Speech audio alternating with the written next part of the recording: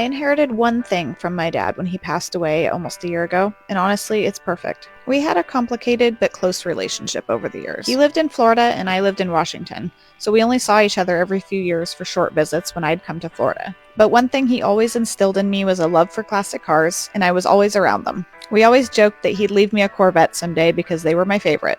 Through the years, he'd had many Corvettes and other cars that he'd send me pictures of. He bought his last one a couple of years ago, shortly after getting diagnosed with stage 4 lung cancer. I got to visit him one last time after he finished his chemo.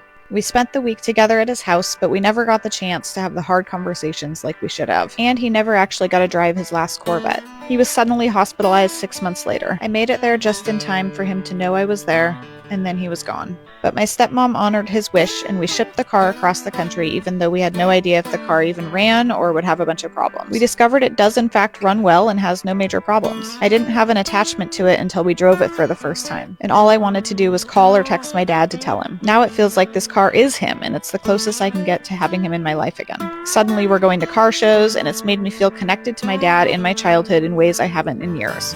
This is your reminder to soak up time with the people you love. Happy Father's Day, Dad.